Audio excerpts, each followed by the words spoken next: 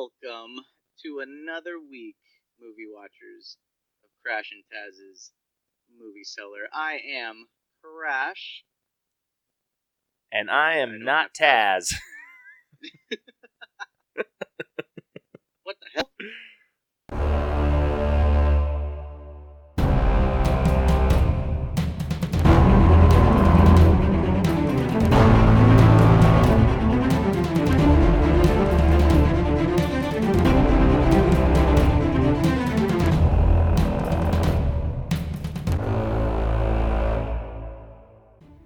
What up, bros? This is the All Bros podcast. I'm Caleb, and Rose is actually gone this week because he has some shit going down. So I am joined today by Crash from Crash and Taz's Movie Cellar.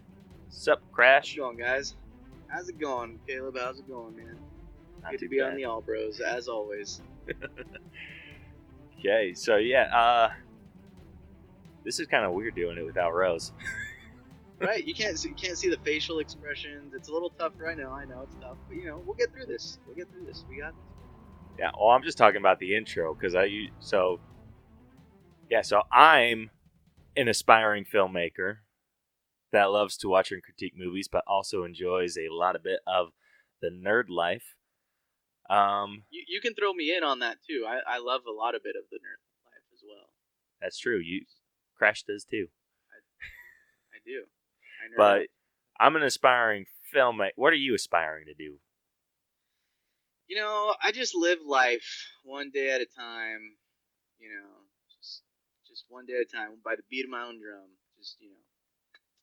That's it, man. That's it. I'm an aspiring movie watcher. That's what I'll be. Cool. So this week on the podcast, we got a few new pop lines. New York Comic-Con happened this week, and we got a shit ton of new pop figures. We got one new Blu-ray coming out this week. In Through the Wall news, we got some not so great news from Sony about Spidey.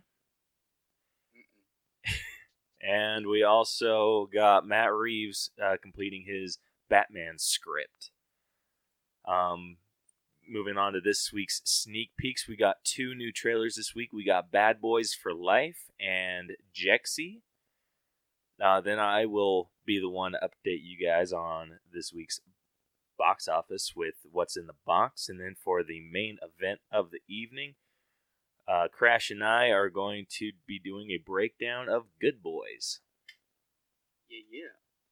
Yeah, so with that, let's say we get started. Let's do it.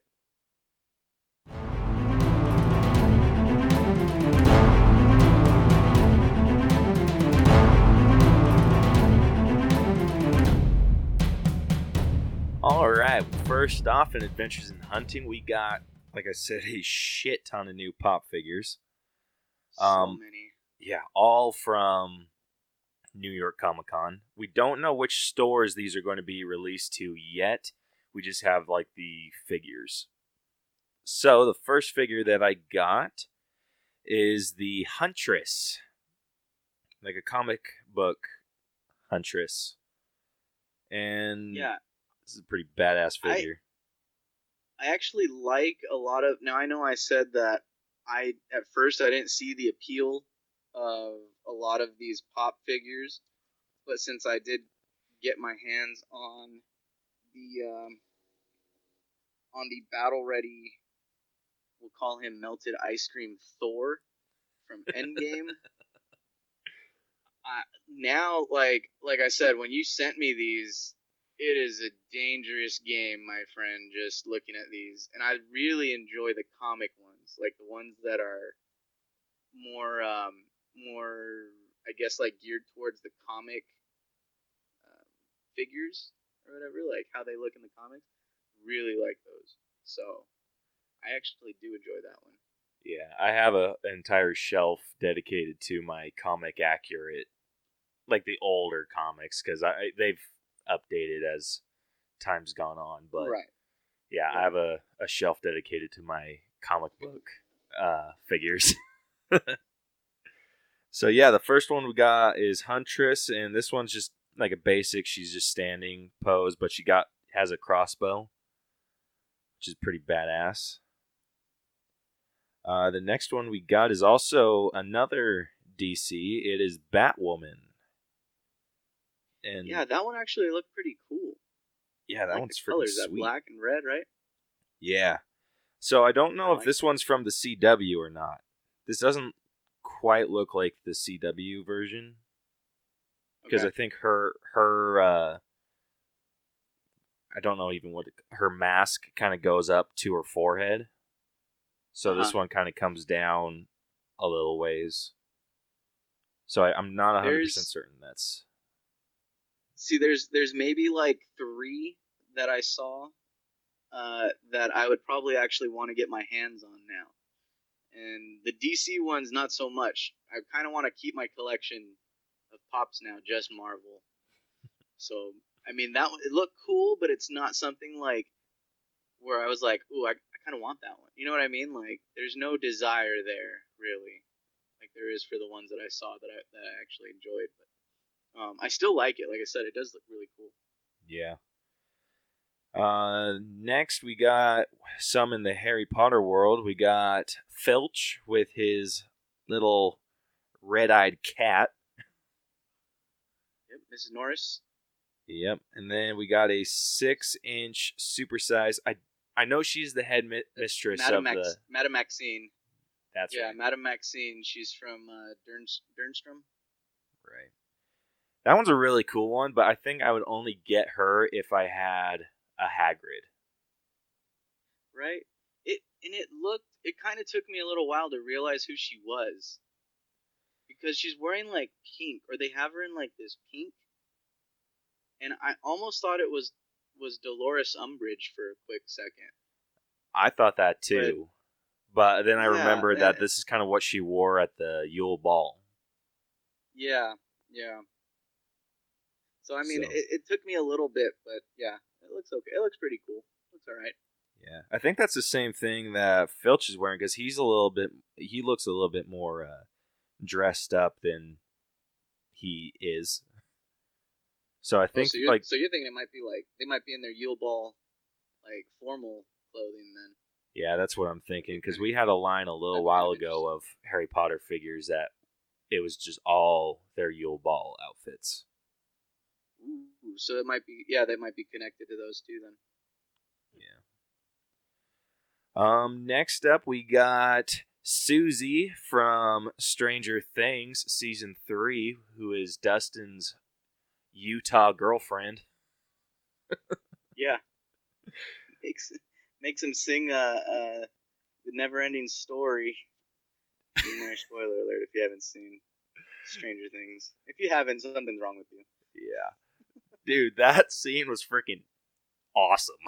I died laughing because he like in that scene, that is classic. Like, as a teenage kid, like you do all of these funky things, like you bend over backwards for your girlfriend, but you don't exactly let your guy friends know. You don't let your pals know about that, and that had to come out, to literally save the world. And it's like crap. I either show them how much of like a pansy I am, or I let the world just like end right here. Like that, I was dying, like literally laughing my butt off, dude. I would have let the world end. Glad to know that it's not in your hands then. Thank goodness. Oh. So then after that, we got a Game of Thrones figure, which is Missandei. Sunday, yeah. That one looks cool. That one is really sweet. Yeah. Like I really dig the dark outfit. Yeah. And I think that's one kind of like what you were saying with Madame Maxine, like only wanting that if you had a Hagrid. I think I would kind of want that if I had a Grey Worm. You know what I mean? Like, ooh, that would be a good one. That's kind of my take. Like again, I kind of want to keep my collection solely Marvel with the pops, but if I were to get my hands on that one, then I feel like, okay, I need to find a cool Grey Worm pop that I would want to put side by side with Missandei. You know what I mean? Yeah, dude. I don't know if Grey Worm has one that's come out yet. I think he might. But the one that I was I thinking, feel like, or that I thought you were going to say, was the Daenerys in like that stone throne, ooh, because that one's like yeah. badass. I've almost bought that on multiple occasions. I've seen a few like over at Barnes and Noble. I know they have a few of those over here in good old Cali, and they have one over here that they have a few that I've seen. I think I've seen the Grey Worm somewhere, but I could be wrong. But yeah, no, that would be one. Actually, that is another one. I like that idea. I like where your head's at. That would be another cool one to have with it side by side. Yeah, or just like the whole group in general. Yeah, it's true. I wouldn't mind Tyrion Lannister either. You know, he drinks and knows things. So Yeah, so the next line we got is actually a 2-pack. Um, which if I had to guess which store this is going to, I'm guessing Barnes and Noble, because a lot of 2-packs go to Barnes and Noble. And this is the Green Hornet 2-pack with the Green Hornet and Kato. yeah. Now, is that from the movie or is that the show, like the old show with Bruce Lee? That is an excellent Was there? question, and I'm going to guess the show, because Okay. the logo in like the top corner of this picture looks like the one from the show. Okay. But Because that makes it a lot more, I would say, like, um, what's the word? Just desirable. You know what I mean? Like if it's about the show, if it's more towards the show than the movie, I feel like that makes those pops or that duo a lot more desirable in the pop world, in my opinion. I don't know. yeah, I haven't seen so I did not know who the Green Hornet was before the movie, Same, same. but and I was like really young when I saw the Green Hornet, so it kind of has a soft spot in my heart like the movie does. Like Mm-hmm. I kind of really like the movie. Okay. Like I know it's not a No, I great get you. I get movie, you. but I enjoy it. Yeah. No, no, no. And I mean, like generally speaking, I feel like the desire, like making that more desirable, is what I mean. Like because it's older, because there's like a whole generation that would have seen that show. I feel like that would make. I mean, this is coming from the guy who has a whole collection of one pop. You know what I mean? So that's not. Don't take my word for like for worth, but I just mean like that's just my opinion. I think like there's a whole other generation that I remember when that movie came out, all of a sudden all these older people were like, "Oh yeah, it was such a great show. Bruce Lee was in it, blah blah." Blah. And it's like that makes it kind of, in my opinion, that makes it kind of cool. I mean, Bruce Lee is one of the greatest, not one of, I would venture to say the greatest martial artist that ever lived, and I think that's cool. Like having some pops of him, I think that'd be kind of neat, especially if it's in that show. Yeah, that'd be way cool. I would want to get the I guess it's more of a TV show moment, but they have it down as like a movie moment of Batman and Robin, Adam West Mm-hmm. Batman and Robin on the rooftop, just kind of like kneel down. I would want Cool. to get that, and I would want to get this Green Hornet 2-pack. That'd be pretty sweet. Yeah. The next figure we got is Marty McFly in kind of like a weird hazard suit from Back to the Future. Yeah, I was trying to figure out what scene that's from, or what scene that's from in that movie. So that's the scene where he is like scaring the living bejesus out of his dad in the past. Yes, thank you. Okay. Yeah, I think he pulls like a Darth Vader kind of sounding thing and is blasting music and Mm-hmm. everything in his ear, and yeah. Yeah, yeah, yeah. Okay. So that's a pretty cool figure. Yeah, yeah. The next one we got is another 2-pack. It's Jay and Silent Bob as Blunt Man and Yes. Chronic. Yes. That's kind of cool, actually. That Do you one's think that one would go to? Do you think something like that would end up going to Barnes and Noble? Because I know most. you're saying, I know you say like usually they go to Barnes and Noble, but I mean, knowing what stores more or less like carry these, like from listening to you guys, I almost see that going to something like Hot Topic. You know what I mean? I mean, I don't know that Hot Topic carries like the 2 packs, but just given the nature of like what they're dressed as, Right. you know Yeah, what I mean? my That just seems more up their alley kind of thing. my guess would be if it's not Barnes and Noble, maybe Target, Okay. because Target also gets a lot of the 2-packs. But Hot Topic would definitely, this would fit right in there. Or if Spencer's decided to like pick up pop figures, this would be a great one to start out with. Oh heck yeah, man. Spencer's needs to get on the ball with that because I feel like there's a lot of, especially nowadays, I feel like there's a lot of, we'll say like edgy characters and scenes and stuff that they could really like spend someone like Spencer's could, only sell. You know what I mean?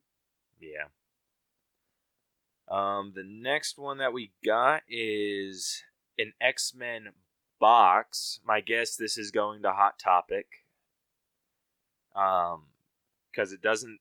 It looks like it's a full-sized figure. Because Walmart and Target seem to get the one like the shirts with the pocket pop, and they don't usually come in a box. Oh well, Walmart's gotten a couple. So maybe Walmart or Hot Topic is my guess, but it's a X-Men Dark Phoenix T-shirt, and it's not from the shitty movie. Which I have not seen, and I only want to see just because it's like, I know it's not MCU, but it still like has to do with anything Marvel. You know what I mean? And that's Right. kind of the only reason I want to see it. But have told me multiple times, don't waste your time on it. So I don't know. If But you yeah, no, can go in there, just it wanting to see some pretty decent action, I would say go and see it. But if you're looking for like an amazing story, don't waste your time. right. That's what I hear a lot. But like, I mean, anyways, aside from that though, yeah, looking at that pop figure again, that's knowing that that's more of the comic. See, that's what I like. I like when they have them comic accurate and not so much like based on the movie figures. Right. A lot of those characters I actually really enjoy. Yeah, I really dig the figure. I'm not a huge fan of the shirt. I And it's mean, tell them mainly to give because of you the a discount if face. you just take the. Tell them to give you a discount if you let them keep the shirt. No, no, I just want the pop. I don't need the shirt. Yeah, it's just because there's a lot of lines that on the face that just make it look weird. Yeah. Yeah. So, yeah, it's cool figure, not a super great. Like, if I can find someone that's just selling the pop, I might pick it up, depending if I can see a bunch of pictures of it in person. Yeah. But, yeah, I can do without the shirt. And that's another one. Like I said, I mean, I like that version, like that comic version of it. I actually enjoyed that pop, so that would be one that I would probably put on my list of pops that I would look for. Yeah. Sticking in the Marvel realm, moving on to Guardians of the Galaxy Volume 2, Stan Lee. Yes. Yes, that is his cameo scene. I love it. Yeah, I I want this like figure really bad. it looks so cool. Yeah. How difficult do you think it like Is it more difficult now to get figures of Stan Lee, or like pop figures of Stan Lee because he's passed? Or do you think that they make a good amount of those that it's not that hard to come by them? They're a little difficult to come by. I mean, they were difficult to come by before he passed, but Mm-hmm. yeah, people were trying to upsell like the lines of Stan Lee's that they had for Uh-huh. ridiculous amounts. But people would probably, I'm sure people paid for them. It's, it's Stan Lee kind of thing.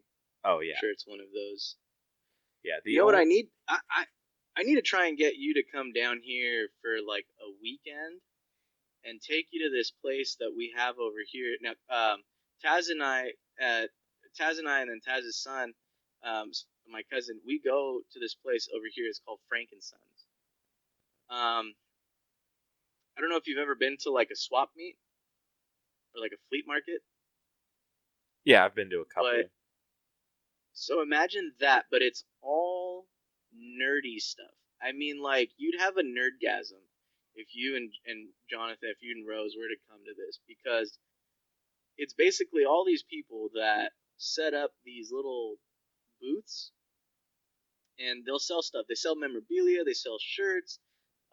There's stuff from like Yu-Gi-Oh cards, Pokemon cards, even sports stuff. But there's a few people, and there's one in particular I'm thinking of. He's got like a good maybe 2 or 3 booth stations taken up. Actually, it might be more than that, but it's wall to wall pop figures. I mean, just all kinds of pops in there. And I haven't walked in there because at first I was like, there's nothing in here that I'm going to want to get. But I would almost want to bring you guys, like, have you guys come here for a weekend and take you there just so you can see that. Like, you would go crazy. Like, you'd have to bring, some saved money and go in there and just check them out. But I think you would like that. And I guarantee you'd find some Stan Lee ones in there. Dude, that'd be freaking awesome. Yeah, I only have one Stan Lee, and it's of him as the general from Captain America: First Avenger. Nice. Yeah, that's a pretty great one. But I definitely want this Guardians 2 one. Like I love it. Sweet. I wouldn't mind that one either. Yeah, I wouldn't mind that one either. That one would be sweet. Yeah, and then this is, I'm guessing this is for the Marvel like 80-year anniversary deal. Because the next line is of Nick Fury, Captain Marvel, and Ms. Marvel. Yeah, and those are the comic ones. See, that's like the comic Nick Fury. Yeah, I love that I Nick like it. Fury. Yeah, no, that is a cool one, man. That's what I mean. I saw those and I'm like, ooh, I'm telling you, man. Now that I got that Thor, I'm like, ooh, these pop figures, they're looking kind of, they're looking kind of cool. Dude, You know, it all like starts with one. it's awful, man. It is awful, but still, I'm almost reaching for my wallet and my phone to see if I can find them. I'm like, it's not good. It's not good. Yeah, the two I want are Nick Fury and Ms. Marvel. I think I could do without Captain Marvel. I kind of like like those Captain Marvel ones that they have. Like, I like the movie one. Don't get me wrong. I think that would be one where I would almost want both, like a comic and the movie. That's just me. Yeah. But yeah, if I didn't get that Captain Marvel, I would definitely get the Avengers Endgame Tony Stark with the Infinity Gauntlet. Yes. Oh my gosh, yes. That is one that I know I hear Rose say this all the time when you guys, do your adventures in hunting segment, but that is one I need to get my hands on. Oh, for sure. Like, hands down. My only complaint about this figure is that it looks like he's wearing the gauntlet. Like, I was more expecting the gauntlet to be kind of part of the suit. Mm-hmm. But this looks like he's wearing like the actual gauntlet. I have to look at it again. I'm just worried to I have to check it out again, just to see. But I think I kind of know what you're talking about. Like it like the hand is like almost standing out more than the rest of the suit of armor Right. he's wearing. Yeah. And I have a feeling that this figure is going to be like the beginning of doing what they did with Hulk with the Infinity Gauntlet and what they did with Thanos and having the different colored chrome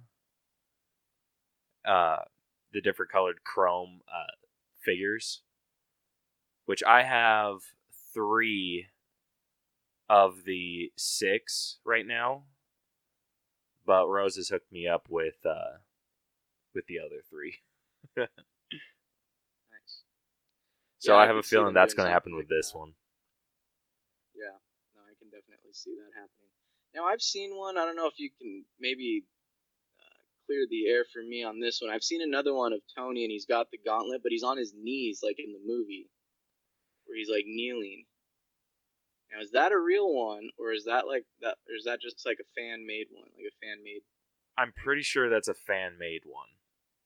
Okay, because I think that one would be a lot cooler than the one that they have up here, that they have shown where Oh, he's standing. Because in I the movie, like 100% he's agree.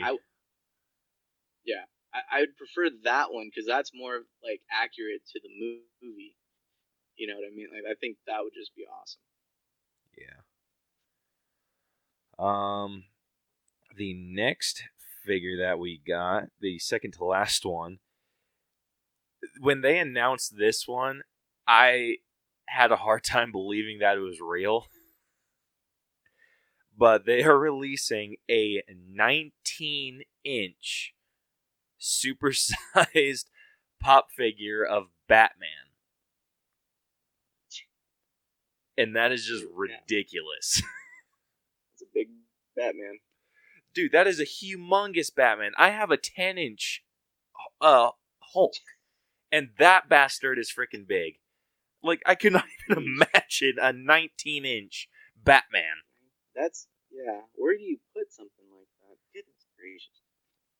Yeah, exactly. And especially if it's to scale, the head is going to stick out like a ton. That's the issue I have with my 10-inch Hulk. The back of his head pushes him forward, so like it's like the back of his feet are the only thing touching the shelf. Like, and who decided on 19 inches? Like, you couldn't just go full 20? Right. Why not 1 more inch, you know? Yeah, but that's freaking ridiculous. Goodness. Like, that's freaking humongous. Like, I don't expect to see a lot of these figures out and about. I can't imagine that there would be. I mean, that's just huge. You know, I don't know. That's kind of. I think that's just overkill. Yeah, 19 Yeah, inches. That's like practically half a yardstick. Yep.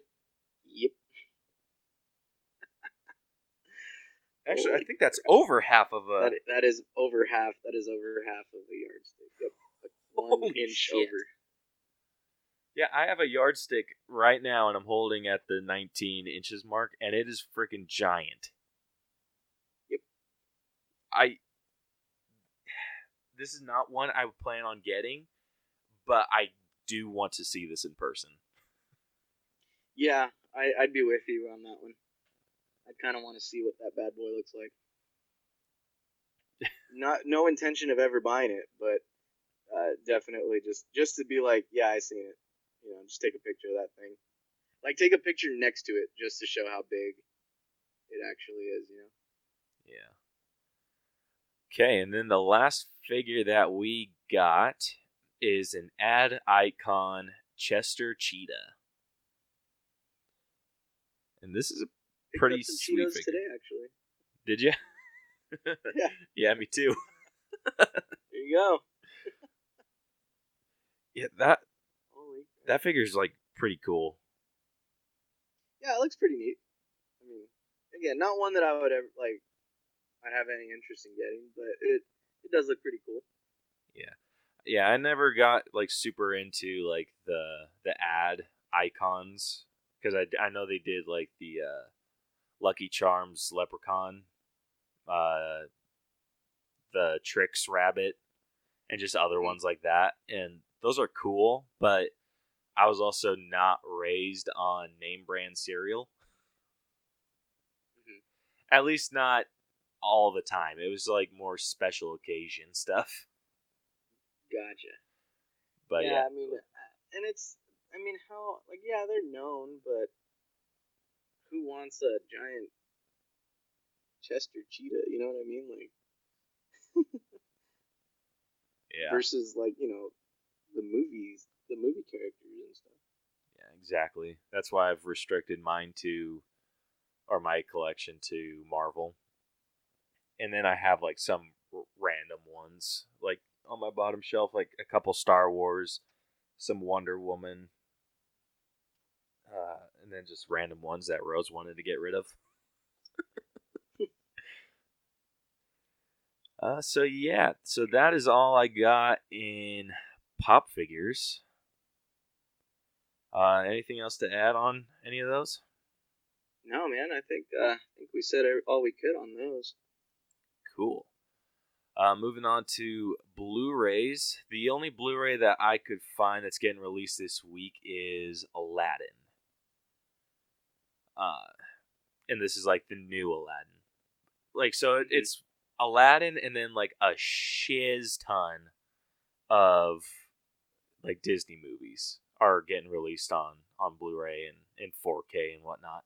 But Mm-hmm. the big release one is Aladdin, which Okay. it's a good movie, but I don't know if Rose liked it enough to pick it up. I doubt that he would. I think I think he would probably maybe he would if I know he's not here to defend himself, but like, and I don't know if he has since, but if he's seen the actual animated original, Yeah, I so the feel like original is coming out on Blu-ray this week. So I right, could but I see mean him like if picking up the he's original.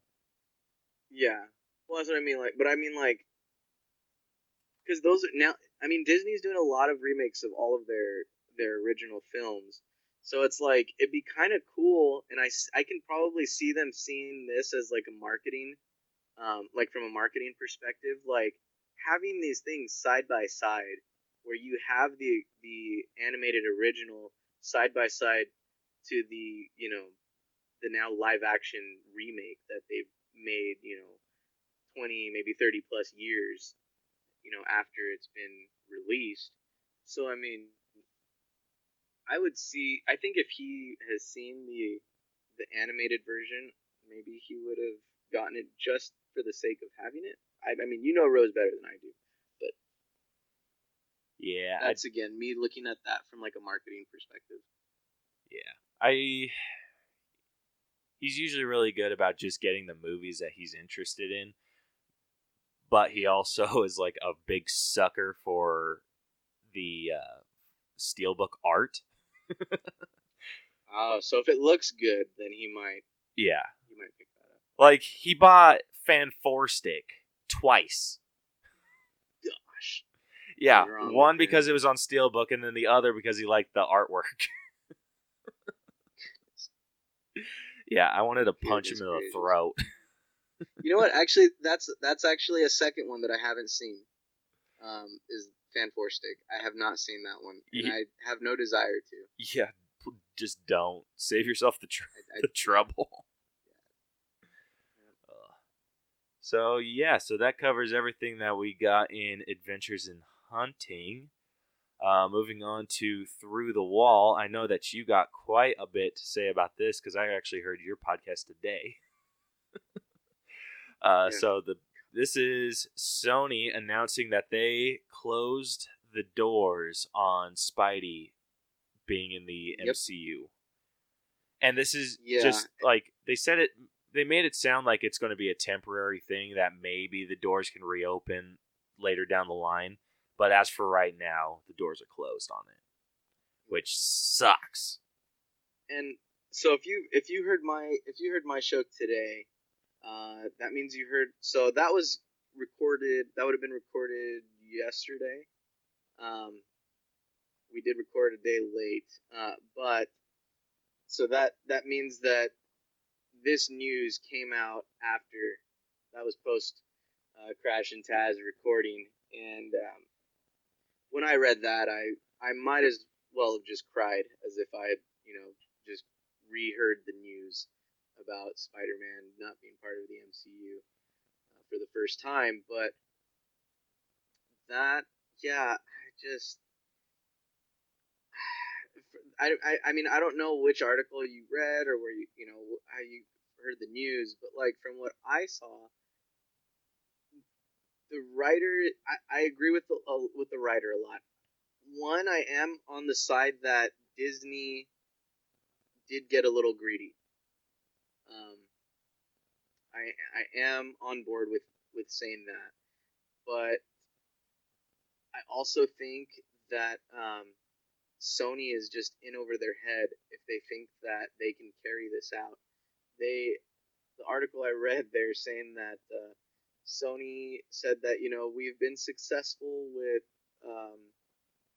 what was it, like two other or with the Spider-Man films that we've made, and we're willing to see like where we can take this one.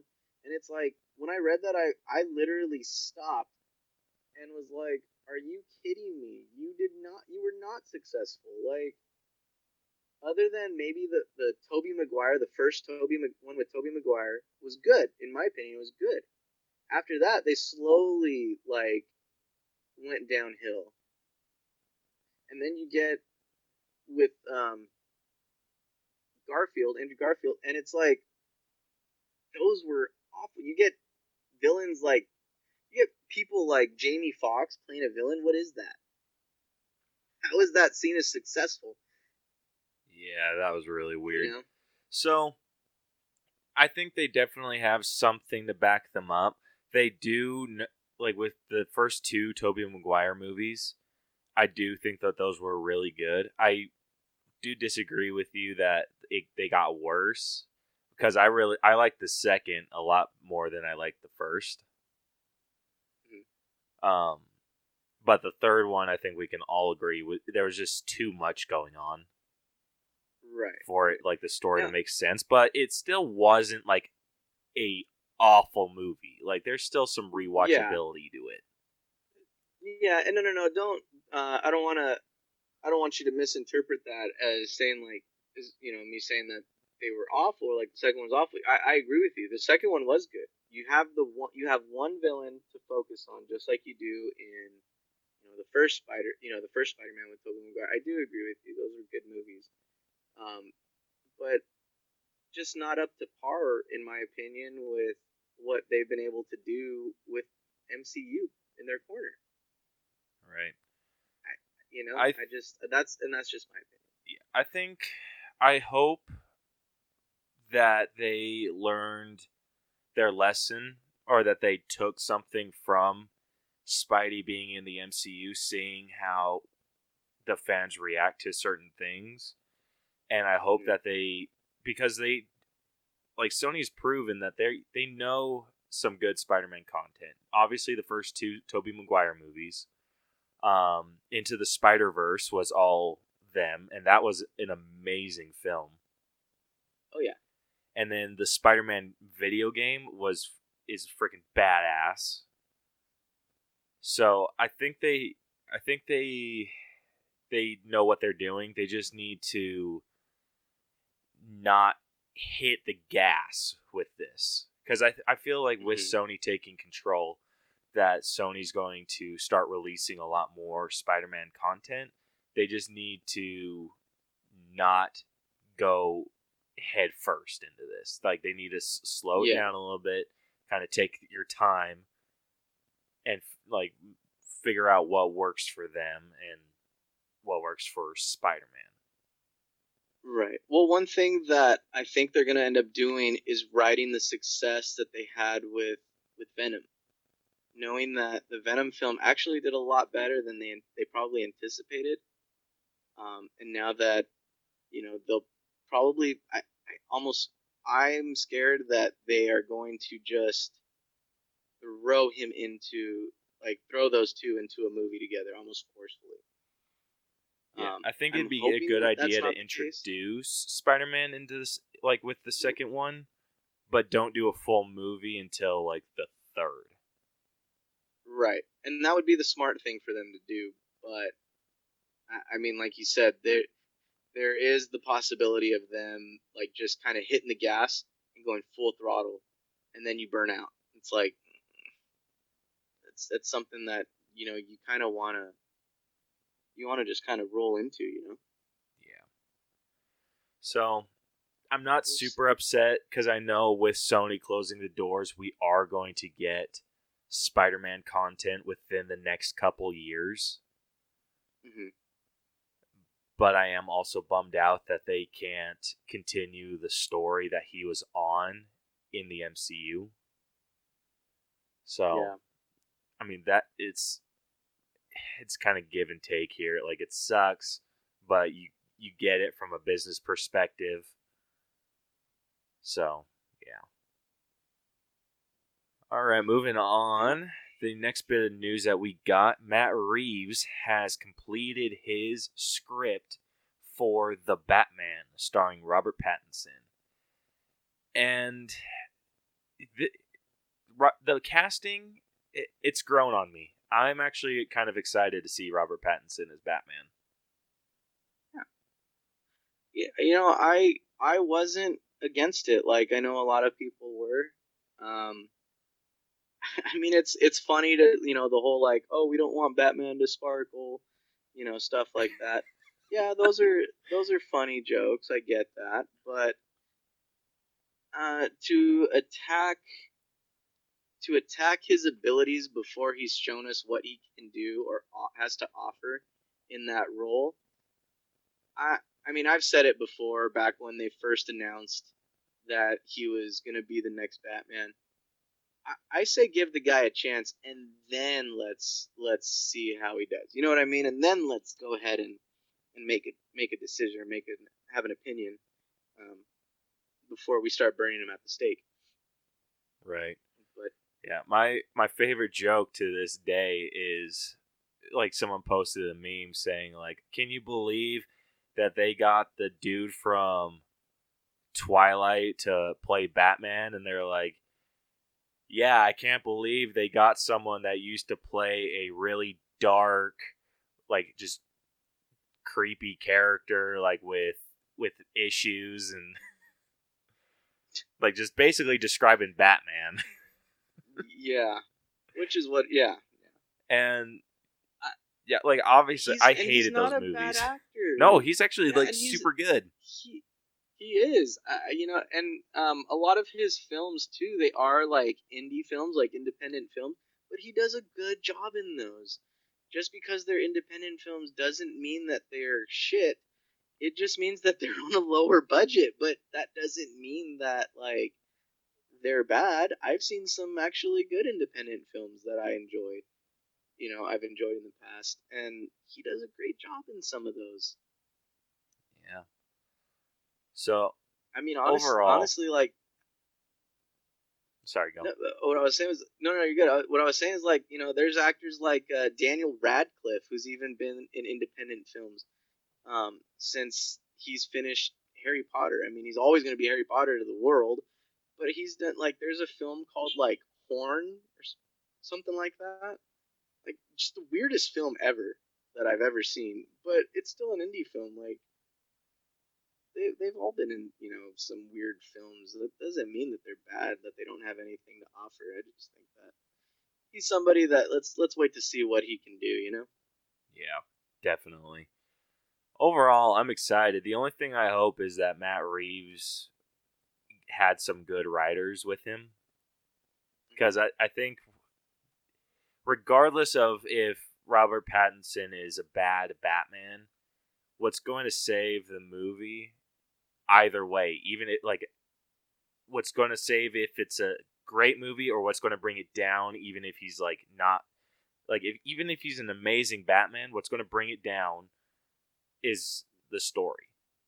So as long as the story is like incredible and on point, I think he can like nail this. So I'm fairly excited for this film. I agree. All right, moving on to this week's sneak peeks. We got 2 new trailers this week.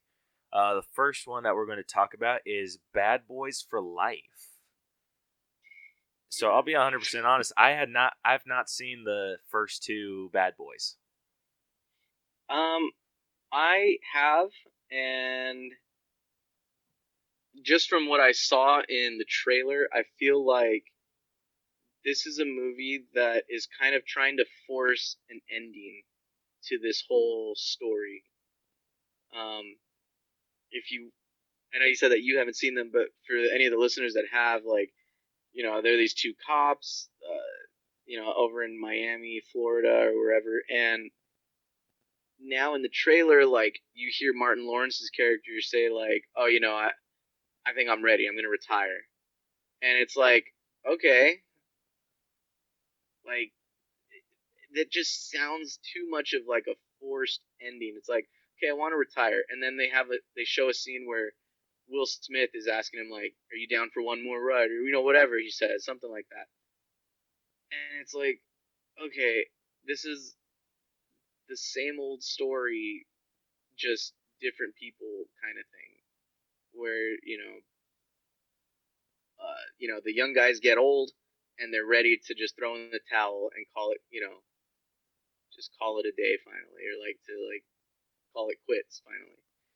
Yeah, that's kind of the vibe I got from this too. Yeah, it's just to me it seems too forced.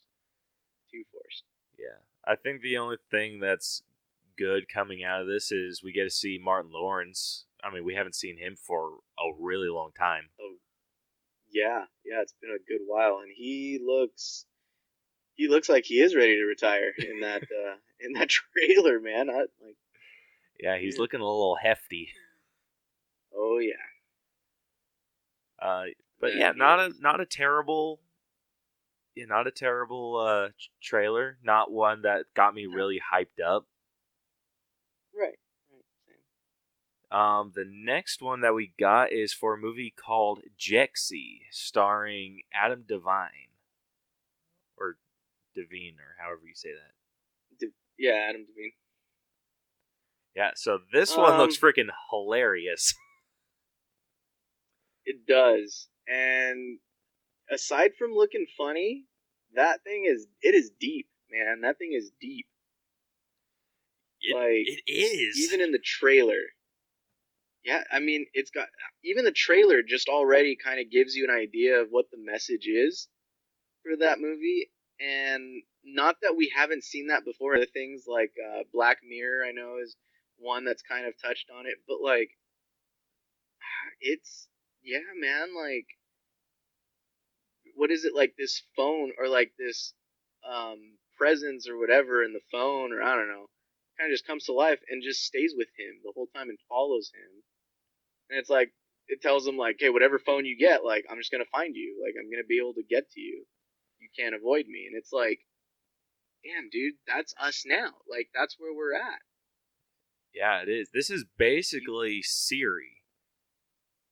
If Siri was like, I mean, it's a little bit different, but it's basically Siri. If it's like, that's basically just what it is. It's Siri. It's someone that travels with you from phone to phone and knows your entire schedule, knows basically everything there is to know about you.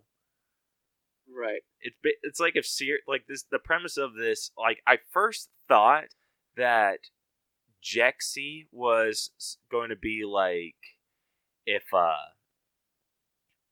if a Siri that's just kind of helps you get your life together. Mm-hmm. But then it kind of turned into like a Siri turns into your stalker.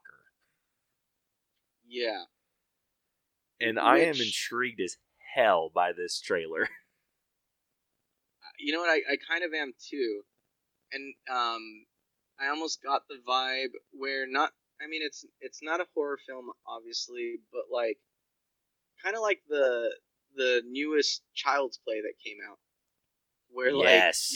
he's supposed to. You know what I mean? Like it can control everything. It's part of your life. It remembers everything about whoever it's supposed to be around, and that's what that was. And again, like the message is so deep to how we are as a society nowadays. Like, I mean, you get on your phone and you have like, you look something up, and the next day you have all these ads for whatever. You know what I mean? Like, I'll be honest. After I saw Spider-Man: Far From Home, I wanted those Edith glasses, and I looked them up, and I still get ads for those things, man. I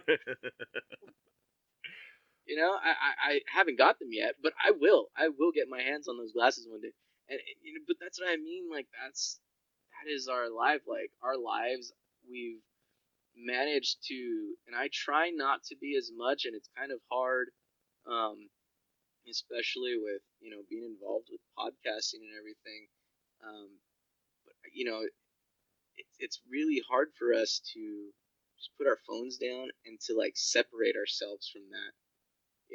It's insane how deep that message is, even in the trailer. But that trailer does have me intrigued as well. Yeah. Yeah, I 100% agree with you on that. It definitely has like that Child's Play vibe, but it's not like really a horror. Just like it's more like a social commentary, or like a social parody, if you will. And I'm digging it. Yeah. I'm actually more excited. I was gonna say, like, which one are you more excited for? But I think we can both agree that it's Jexi. Oh yeah, absolutely. I'd be more inclined to see Jexi than Bad Boys for Life. Yeah. So yeah. I think that's all we got for this week's sneak peeks. Moving on to what's in the box, the box office top 5 for the week. Number 1 this week is Angel Has Fallen, which brought in another $15 million this weekend. In number 2 is the movie we are actually going to be breaking down, Good Boys, which brought in $12 million. And I'm just rounding, so okay. In case anyone wants to like yell at me. Number 3 is Lion King, which brought in $9 million. Number 4, we've got Hobbs and Shaw, which brought in $8 million. And then number 5, this is a movie I have not heard of, but it's Overcomer, which brought in just under $8 million. It brought in like 700 or $7 million, like $700. So yeah, that's our top 5 for the week. And have you heard of Overcomer? I have not. Neither have I. So that's an interesting one. Huh. All right. So with that, let's move on to our main event. Yeah. Time for the main event. It's main event time. Let's play a game. Alright, for this week's main event, we will be breaking down Good Boys. But first off, I did ask a question of the week that no one frickin' answered. I've been Damn it, Vic. Yeah, damn it, Vic. So what was the question, by the way? I must have missed it. Yeah, so I've been trying this new thing with posting the like our question of the week in a picture, especially like on Instagram, because whenever I post the question, it always gets covered up like on Instagram by the read more. So I thought by throwing it into the actual image that people would start interacting more, and that has not proven to be working out. Trial and error, baby. Trial and error. Yeah, Trial and error. Good God. I like it on Instagram. Not a big fan of it on like Twitter. So I might just do what I was normally doing with Twitter. But I also just might continue doing the images on Facebook. Okay. But my question of the week that I asked is, what is something that you believed when you were younger that turned out to be super wrong? Just kind of going to theme with like the stuff that we saw in this trailer.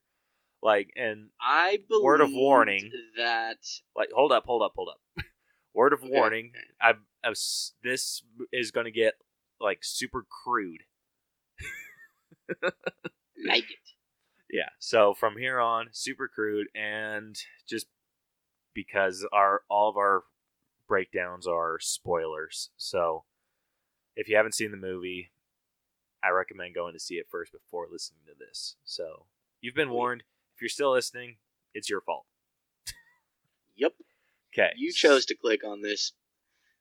Yeah. So, what is something that you believed when you were younger that was wrong? So one of the many things that I believed that turned out to be wrong. I was much younger than what these boys are supposed to be in this film, but I used to think that like if you farted, I could like smell up all of, like, especially if it stunk really bad, I could try and like smell up all of the stink before somebody else came. Like, oh crap, that really smells. Someone's coming. I have to smell this up like that. You know what I mean? Like to try and get rid of it.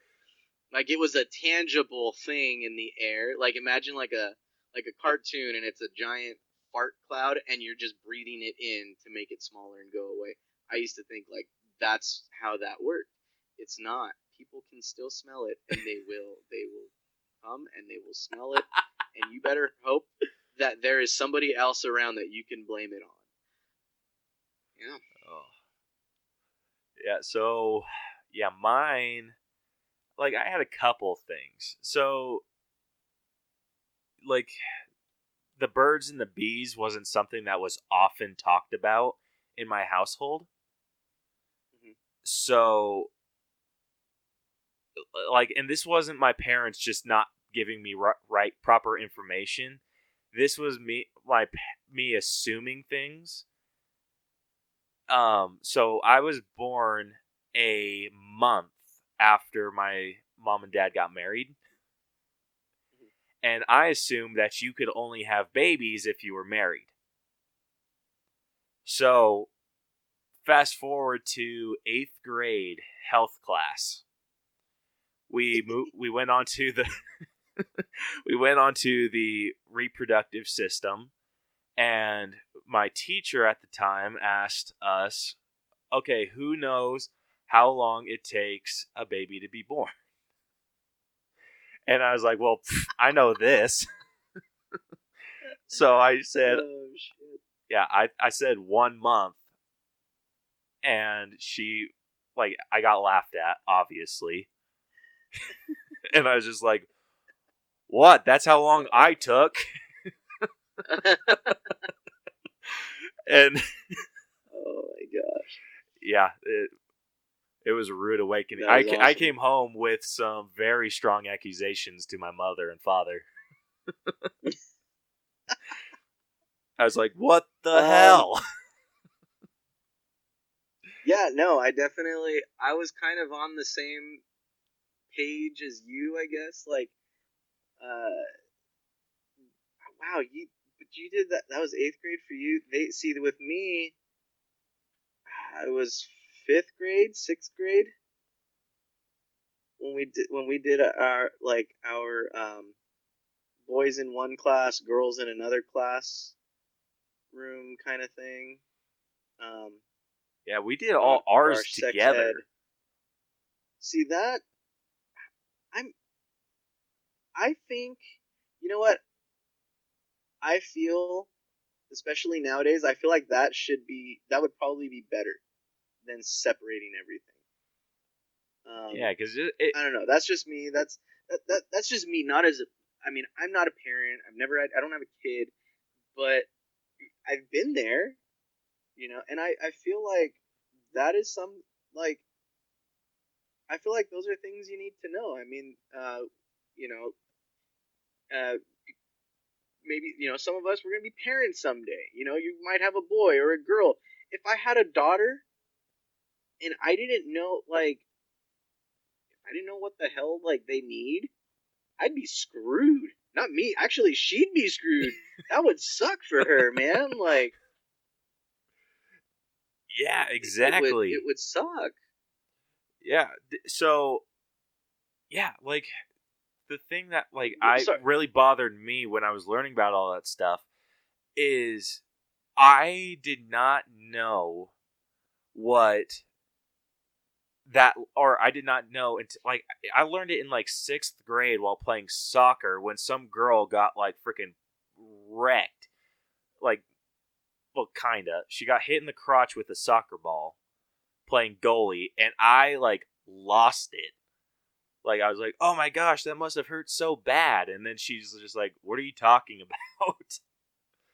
And then like that's when I learned that boy parts and girl parts are not the same. Nope. And then I got these the freaking like the diagrams that they show you in classes. Mm-hmm. Like that's a hard thing for someone to visualize. Like I still can't really visualize that. But so I thought there was just like this little alien and that girls just had nothing in that space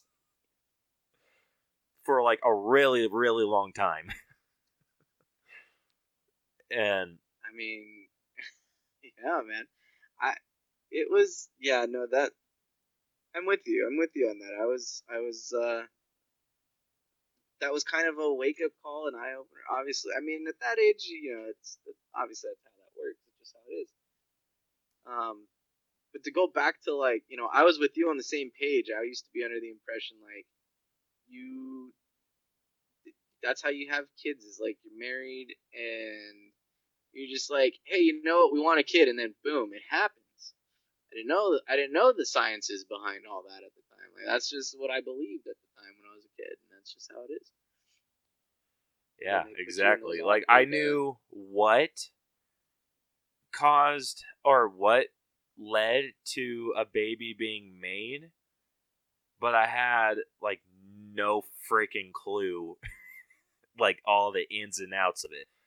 Like if you would have asked me, they've been like, "How's a baby born?" And I'm like, "Well, that's easy. It's a man and a woman having sex." And then if you would have said, "Okay, how do a man and woman have sex?" I'd been like, "Wait, what?" See, Like, I mean, was you were a step above me then, because I didn't even have that much. I was just like I said, I just thought it was like want a kid, boom, it happens. You know what I mean? Like that's all it was. They just kind of get it in their head that they want one, and that's it. Yeah, like that's the extent of like the birds and the bees talk that I had. Like it didn't get into like details of what happens, what goes where, all that stuff. It's just, yeah, this is like something that married people do to have kids, and I'm like, okay. And then I never thought to ask like, what does that entail? Yeah, so there's a lot of what the boys go through too in this film. It's kind of funny, like, and we'll go over it right now, obviously, on the breakdown and stuff. But it's funny. Like to me, watching this film really brought me back to my youth. It really did, especially like it's just for me. It was almost nostalgic in a few parts and stuff. Nothing specific. It's just like bringing my almost letting my mind, my brain go back to that almost juvenile or that juvenile moment in life or time in life for me. And it was just like, oh man, I remember being that naive. And you look at it and you're like, wow, I was that naive. yeah, this movie was really good, and we'll get into it like right now. So if you're new to our breakdown system, We split the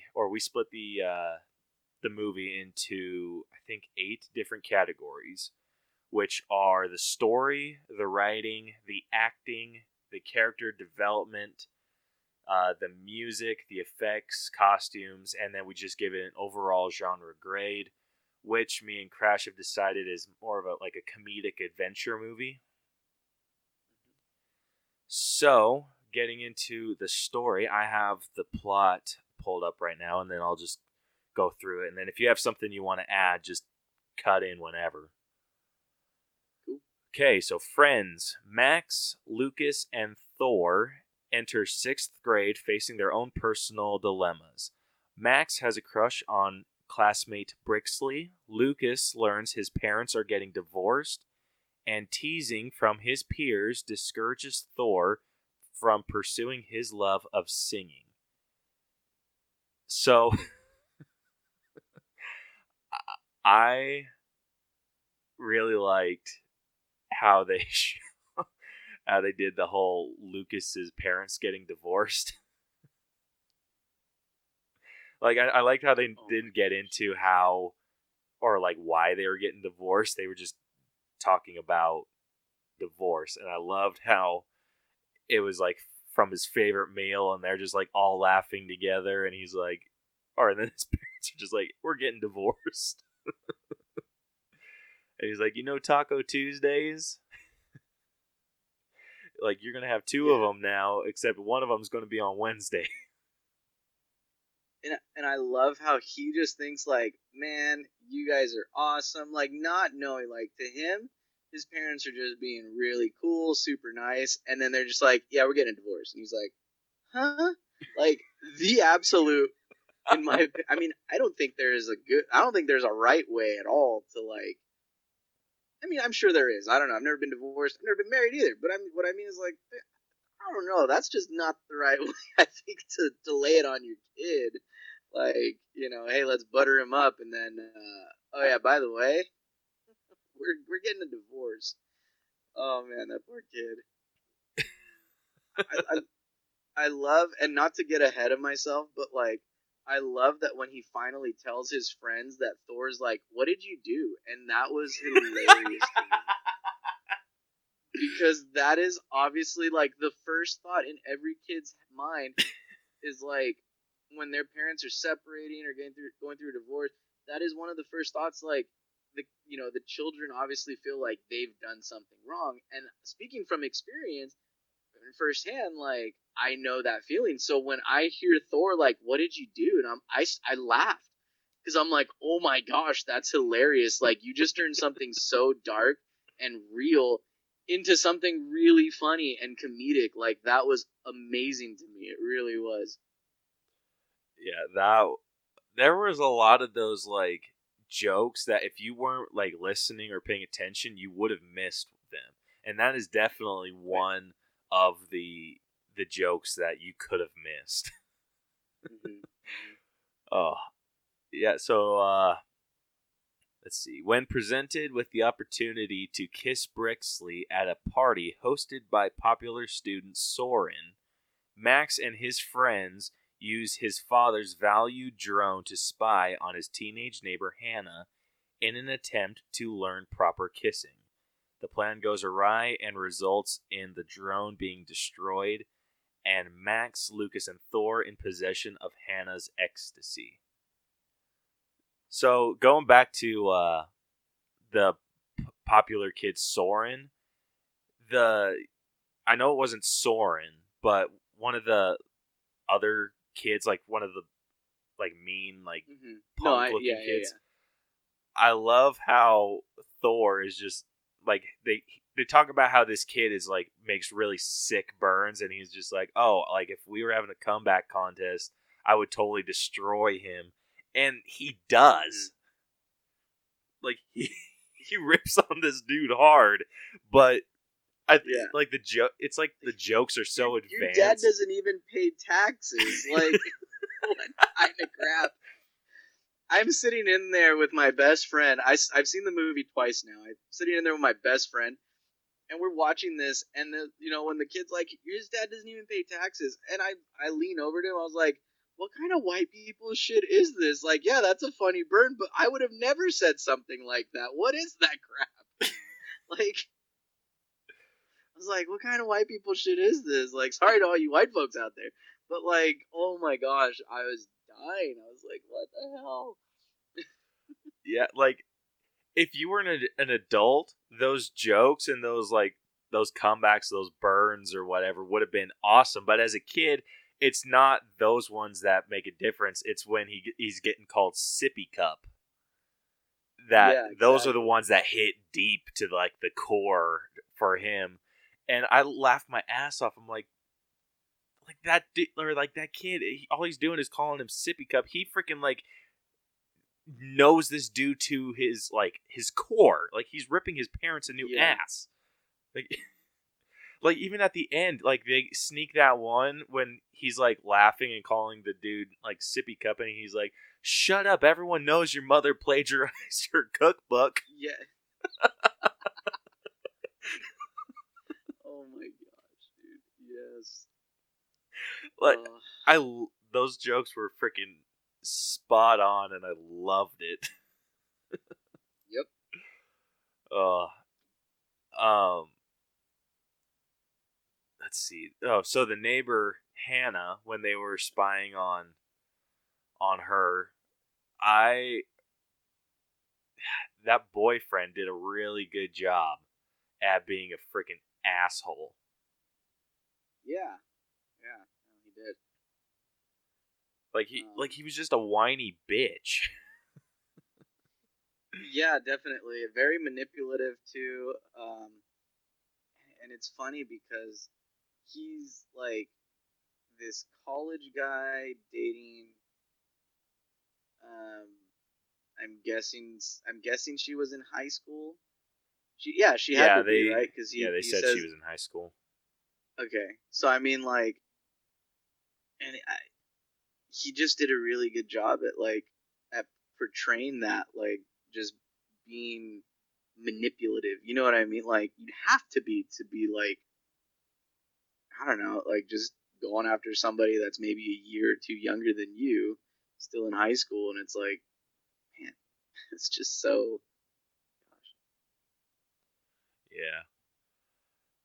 Yeah. Getting more into the story.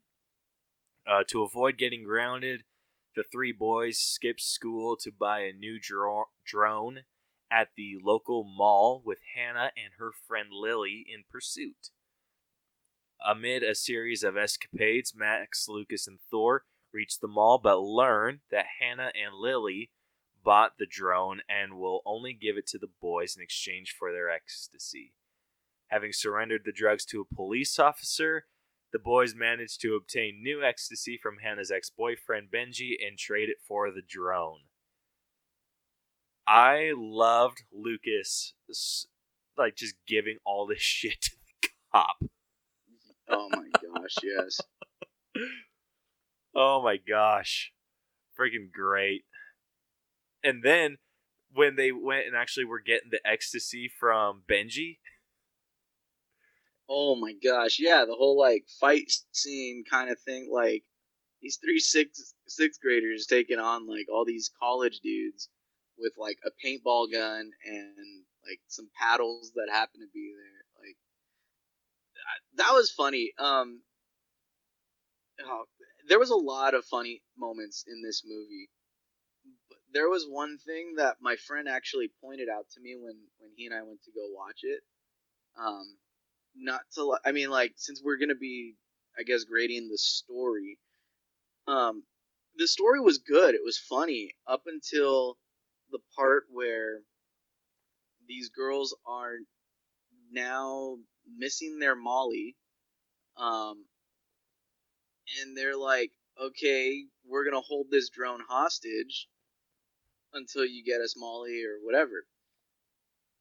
And they go and they like buy this $500 whatever drone for a $20 drug.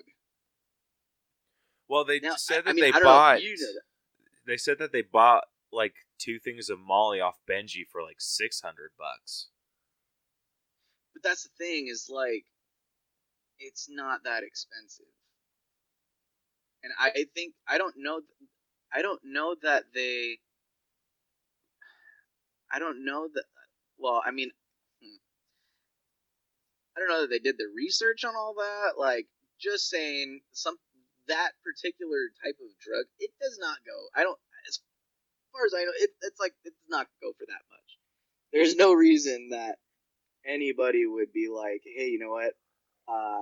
I'm gonna go buy this 500 or $600 drone so that I can get these drugs that are like I can get for $20 on the street kind of Yeah, being someone that knows thing. And absolutely nothing about drugs, that seemed reasonable to me. right, and that's what I mean. Like it does. I mean, it could, but at the same time, like knowing that, and maybe at first, the first time I saw it, it didn't click to me. But after it was pointed out, was when I was like, yeah, seriously, how does that make this story make sense? That doesn't make this story make any sense whatsoever with that. But I get you. Yeah, I guess at first I wasn't really thinking. I'm just thinking, this is a good story. It's it's funny, it's comedic. But yeah, I guess that was something that wasn't really thought about too much. Yeah. I loved the scene with them getting the drugs and shooting up the frat house. They had some some slow-mo shots that were hard to watch as a man. Oh, yes. There's one I was thinking of where the guy is like he's like diving out of the way, but his back is to him and he gets hit on the back side, like just under his butt. So like you're getting hit in the back of the balls, man. That hurts. Like that. Oh, I saw that and like, dude, that made my balls pucker, man. I was like, oh, like, oh goodness gracious. There were some hard shots to watch. Yeah, I went to this movie on Tuesday and I saw it with Brielle, and she was laughing the entire time, and I was cringing hard. Like anytime someone got shot in the nuts, I'm just like, oh, Right? like oh my gosh. You can't help but twinge. Yeah, you can't help but just like twinge at that. Oh goodness. And then poor Thor freaking gets punched in the face. Ooh. Right? Goodness. Poor kid, man.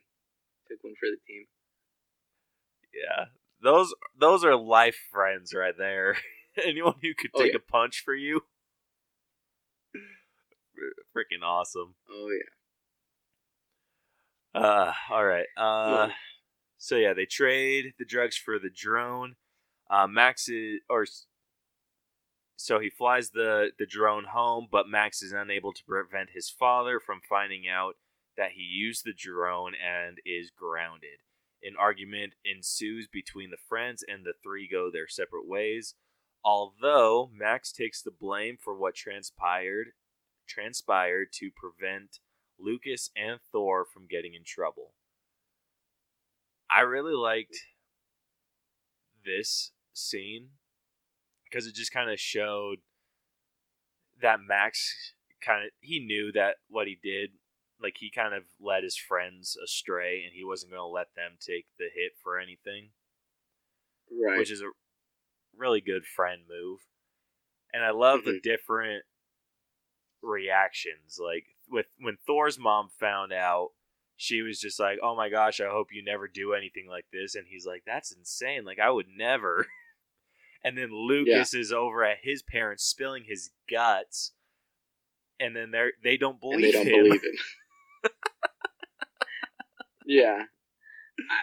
And I like you said, I did like that actually, like seeing all, because that's literally, and not to get deep, but I mean that this movie does have a good, subtle way of getting kind of deep in that way, where it's like there are, like, those are definitely the kind of people that there are that exist, especially at that stage of life. You know what I mean? Like, there's the kids that from right off the bat, they're just open books. They're gonna tell their parents everything, much like Lucas did. And then you have Thor, who's more like to himself kind of thing. And then you have, Max, who was like, he took the blame. And that's something, especially, like you said, that's a huge friend move. And that's something that a lot of times people don't learn to do until, like, later on. You don't throw your friends under the bus kind of thing. Oh, hell no. No. Yeah. So I really appreciated this, like, that scene and just everything that they did with that. Let's see. When Lucas speaks to his parents about the potential end of his friendships, they advise him that he, Max, and Thor are growing apart. That night, Lucas convinces Max to sneak out to attend the party, tricking Max and Thor into meeting up again in the process. This was hilarious because Lucas shows up in some scary-ass mask. Yeah. And he's like, I didn't want your parents to recognize me. Yeah, so wearing, like, a scary mask is going to be... Oh, my goodness. I don't know why I loved it. It was just freaking hilarious. Like, it's something like a kid would do. It's like, oh, I don't want them to recognize me. I need a mask. And it wouldn't even, like, think that a scary mask is not the right choice. Yep. But I freaking loved it. Max successfully kisses Brixley, while Lucas and Thor re-encounter Hannah and Lily high on ecstasy, with the latter being revealed as Soren's sister, and they encourage Thor to continue his passion for singing. In the ensuing weeks, Thor lands the role of Stacey Jacks in the role's production of Rock of Ages. Lucas joins the school's anti-bullying group, and after his relationships with Brixley and then her friend Taylor, and in heartbreak, Max begins dating his classmate Scout. Following a performance of the school musical, Max, Lucas, and Thor reconcile and promise to remain in each other's lives. Again, this movie had a nice, subtle way of being pretty deep. I feel like there's very few people in the world that are lucky enough to have lifelong friends. I've actually been very fortunate and very lucky. My best friend, I've actually known him since I was in kindergarten. He and I have known each other since kindergarten, and since I was 5. So that 22 years now of my life, I've had my best friend in my life, and so all through grammar school, junior high, high school, and even now, I've had him around, and it's like I said, there's very few people that are fortunate enough to have the friends from that point on. But thinking about it, like, there's other people that I know, even at that age, I was close to, but now I don't even talk to them. I don't hear from them. I see them on Facebook, and that's about it. That's how I know about their lives is through social media. But I remember before seeing this movie, seeing a meme, and it had like a picture of these kids. They're playing outside, and it said, "Can you?" How did it go? It was like, "Do you realize that one day you and your friends were outside playing together, and it was the last day that you were ever playing together, and you didn't even know it?" And it's like, whoa, that's deep, man. Like, and then you watch this movie, and it's like, all that stuff happens, and it's like, that's life. Like it said, like, you kind of grow out of it. You kind of grow and separate from each other because you're growing out of your old shell, and you're starting to meet other people that, fit your life better. And, it was, I appreciate the movie for that. I do. and it was kind of cool seeing it with my longtime best friend in there, because it was that made me appreciate the friendship a lot more, for sure. Yeah. Yeah. So I didn't meet Rose until like 7th grade, but even then we weren't like good friends until like the summer of after 8th grade. Mhm. And then that's kind of just when we hit it off, and we've been friends ever since. But I don't have like close friends like that I had from like elementary school or anything like that. So it was a little But I harder mean, for me to relate. Do what? But you're roughly those kids' ages that they're portraying in there. You know what I mean? Like, yeah, you knew him. You may not have been like as close, but I mean, you're roughly around that same age group almost. I mean, you're in that junior high spectrum, so to speak. Yeah, we So were I mean just like a year or two older than them at the time, because they were in 6th grade and we met in 7th. Yeah. So yeah, like that's really cool. Yeah, something I was almost expecting them to do, because they were talking about like growing apart but also like just staying together. I was almost expecting them to do like an age thing where it showed like a progression, like I thought the end of the Like movie was fast going to forward. end with them like older but still like hanging out and just doing their own thing. Yeah, like kind of showing them at like high school events and all that stuff together, like the big things, like they said. Yeah, that's what I was thinking, because like this whole movie like took in the span of like what, a few months. Yeah, but it's funny because they make it feel like it's a lot longer. But think back to that time of your life, like a month or two felt like forever. Versus now, as an adult, like, dude, a month is nothing compared to time. Yeah. uh yeah, I really liked like Max's, like you could kind of, I liked how they showed like the different paths they were on. Like Lucas was Mhm. on the path of being like an anti-bullying, which makes sense for someone that's a freaking snitch. Yeah, yeah. And then Thor landing the Rock of Ages stuff and singing and pursuing that with like no reservations about it. And the Rock of Ages thing got like, I had the same reaction that like it showed one of the parents having when Thor's character is like snorting coke off the table. Yeah, He's just kind of like, what the hell? yeah. Like I had that exact same reaction, and I was just like, oh shit. Serious. So that was freaking great. And then Max is just basically a ladies' man, and just keeps getting with someone, and then it gets broken up with, and I loved it all. I think it showed a lot of different types of kids. Mm-hmm. Like I thought throughout that I was more like Max, kind of like the leader of the group, which in some ways I am, but I'm more Lucas. Okay. Like the snitch.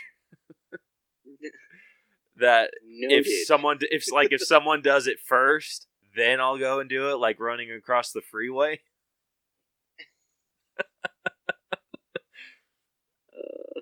And like just like Yeah. following the rules and everything, but like I'll do it after someone else.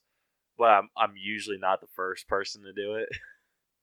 And I just Gotcha. like that comparison, like that I can make. It was fun. Yeah. So what do you think for a story grade? Because this wasn't like a perfect story, but it wasn't I'm gonna terrible. have you give the first one, because again, after seeing that with my friend and then him bringing me back to reality on like, dude, they're tripping over like a $20, like $20 for a drug. You know what I mean? Like a drug that's like $20. Right. So I I'm think gonna that's have more of a you... writing issue than it is a story issue. Okay. Okay. Yeah, I'll give that to you. You're right. You're right. Yeah. I'm leaning But towards I'm still like gonna have you. 80. I could actually, you know what? I'll go with that one actually. 80's not bad. Yeah. I think that's a fair grade. Yeah. All right. Cool. All right. 80. Okay, and then writing. I think the overall writing was a little lesser. But like you Yeah. said, definitely the drugs thing. And again, that's more like you said, somebody like for yourself, somebody who's not like into that stuff or like, doesn't really know much about that. It might just go over your head. Whereas like, going to see that with my friend, it's like, oh yeah, like why didn't that like click the first time? It's like, Yeah. so I mean, the writing, I would almost give it like a 70. Yeah, that's Like what a I was good thinking C. too. Okay. Yeah, like it was good. I think they had like a lot of maybe over explaining certain stuff. Hmm. I think some like there was a few jokes that just went a little too long. But overall Yeah. the writing was pretty good, but definitely not as good as just the overall story. Hmm. All right, for acting, I think we should just do the three main boys. So Max, Lucas, and Thor. So Max was portrayed by Jacob Tremblay, who we know from The Room, or just Room. I keep forgetting which one it is. That is him. Holy cow. Yeah, right. Wow. And you know Lucas. what? I hear it. I hear it in his voice now. Now I hear it in his voice. Now that you point that out, holy crap, mind blown right now. And then we got Lucas, who was portrayed by Keith Williams. I don't know him from anything else. And then we got Thor, who was portrayed by Brady Noon. So, first off, Max. What do you think about him? I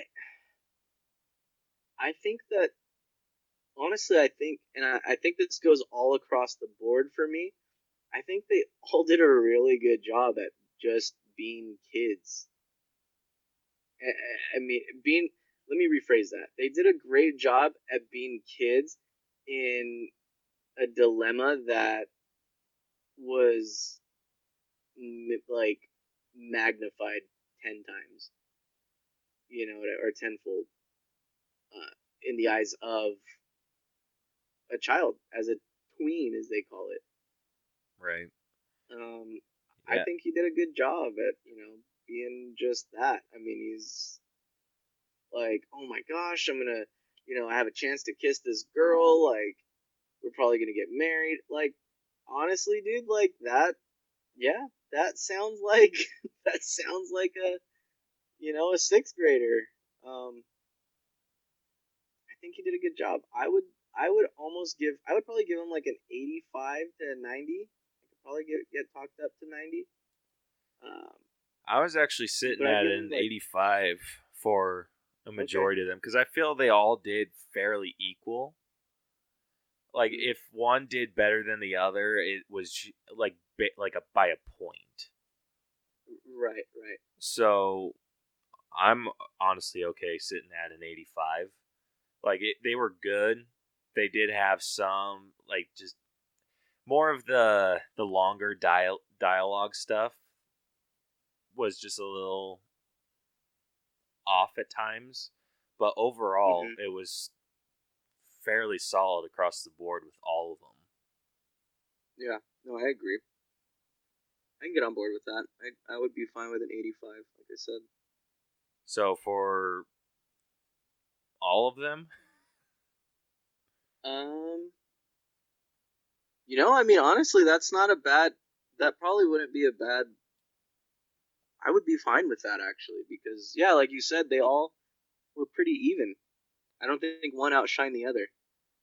yeah, like And they didn't. if they did it, sorry, but if they did, it was like in the comedic parts, and it was just because like one happened to throw out the punchline, but that seemed to be like evenly distributed throughout amongst all of them. Yeah, I did. Yeah, like Max's. I feel like Max's big comedic scene was when they were getting the Molly from Benji, and was shooting up the place, and he's just like screaming and just unloading on these guys. Mm-hmm. Lucas's big scene, I feel, was probably when he's yelling at Max and Thor when he dislocated his arm. Yep. Yeah. Uh, and then Thor's, I think he had a lot of like little ones. Like you said, his whole when Lucas said that his parents were getting divorced, his whole "what did you do" joke. Yeah, exactly. See, and that's what I mean. Like, and that's even part of the whole like they're relocating his shoulder kind of thing, and it's like Lucas is, you know, performing so well right there, and then after it's like, oh, it's done, and then he starts, the whole like, hey, my parents are getting divorced, blah blah blah, and then it's like, okay, what did you do? And then it's like, holy shit, that was hilarious. Like, it just shifted over, but it was so well done. It was so well done. That's like what I mean. None really outshine the other, and when they did, it was all distributed very well amongst the three. Yeah. So I say 85 across the board, which is just going to put our average acting grade at an 85. All right, I'm fine with that. Yeah, no, I think that's a fair one. Cool. So, character development. So, this one's a little tougher. I think we should just do the same thing we did with acting and just kind of grade the three of them as a whole. Agreed. So, I like it does show.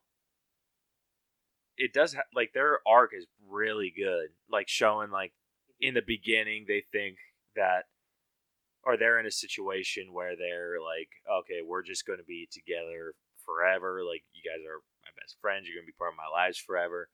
And then just kind of doing that growing up and realizing, okay, that's not really true. But just because because I want to go do this, you want to go do that. But that doesn't mean that we can't all hang out and be together. And then like, this is kind of why I wish they would have done the fast forward thing to show that was something that they worked on over time and not just like a month. But yeah, but like near the end you get to see them working on that. Like, they're off doing their own thing. Max is out being a ladies' man. Thor's singing, and Lucas is a professional school snitch. Yeah. Dude, I remember kids like that in high school. And you know what? That was such a great way of showing their development, because at that time, like, they're starting to like get a feel for who they are. Not quite in high school yet, but that's what they're going to once you get into high school. Like, you're kind of like how do I say it? Like, that transition from junior high into high school, it's like you're starting to have an idea of what you're interested in, and you're looking for that bigger group now of people that you're going to be around. And it's like, I like that. I like that it showed that. So, I mean, you kind of get a little bit of that arc throughout the movie within their group, but then after they've separated, they've gone their separate ways, then you really see them start to change and become themselves, start to become who they are growing to be. So I mean, I really liked that approach, the way that they did that, and that's a great way to do that with a movie that's about, young kids going into those teenage years. Yeah, I agree. Um, the only issue for me on the development was just how quick it all happened.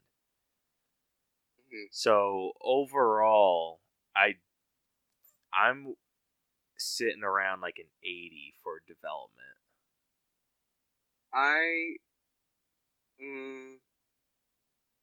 Would you give me like 82? Yeah, I could go up to 82. And, okay.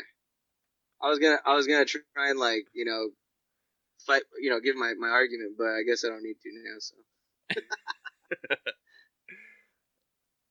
All right, moving on to music. So this is out of 10. So there wasn't anything like outstanding about the music in this. Yeah, I mean, other than it really just helped kind of set the like the scene that we keep talking about is when they're getting the Molly and they are like Max is shooting the place up with his paintball gun. Like the music, or the score that's in there, it's funny. Like it kind of just gets you hyped up and tense, and you're like, oh, like are they getting out of here? Like what's gonna happen?